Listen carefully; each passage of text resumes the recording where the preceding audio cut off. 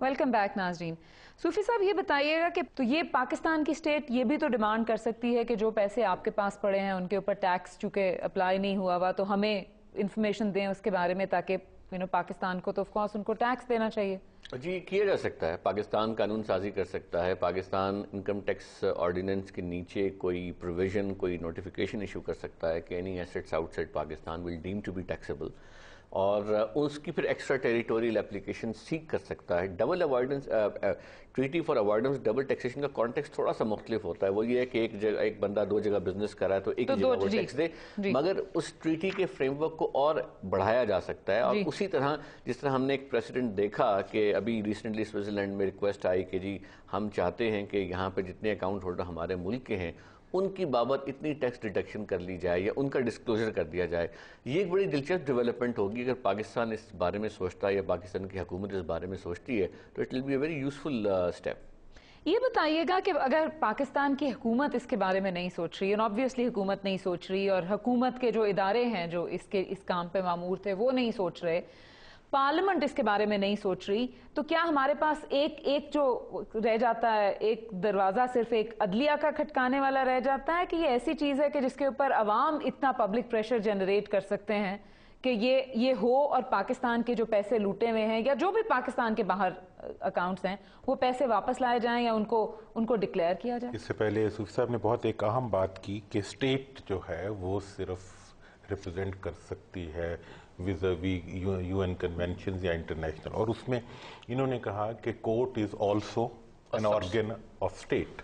It should be considered as state. لیکن درانی صاحب sorry میں آپ کو انٹرپٹ کر رہی ہوں، سیاست دانوں کا اور سیاسی پارٹیز کا کیا یہ مقصد نہیں ہونا چاہیے کہ عوام کو ایک تو شعور دیں اور دوسرا عوام کی ایک موومنٹ جنریٹ کریں جو حکومت کے اوپر یہ پریشر ڈالے کہ یہ حکومت جو اپنے استعمال کر سکتی ہے لیگل پروویژنز ان کو استعمال کر کے یہ انفارمیشن لے کے آئیں؟ سیاسی پارٹی ہے کون سی؟ ہماری تو خاندانی آمریتیں ہیں، چھوٹے چھوٹے ماما بھائی چاچا بھتیجا بیٹا.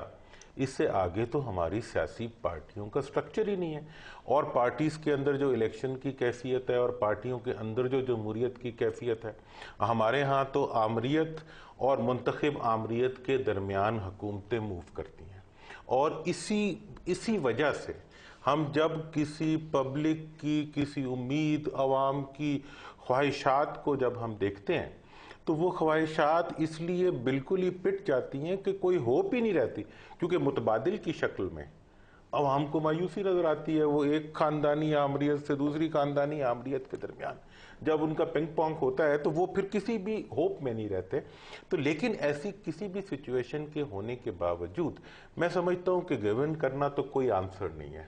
اور پاسٹ میں سول سوسائٹی نے اور سوسائٹی کے وہ ایلیمنٹس جو زیادہ کمپیریٹیولی وائبرنٹ ہیں اور وہ پولیٹیکل پریشر کو نہیں مانتے، جو تھانے کے پریشر میں نہیں آتے، وہ سیگمنٹس آف سوسائٹی جو ہیں وہ اس معاملے میں شعور اور آگہی کو اس لیول تک لے جانے میں ایک رول پلے کر سکتے ہیں کہ اس کے نتیجے میں عوام میں ایک اعتماد بھی پیدا ہو اور ایک پروسیس شروع ہو.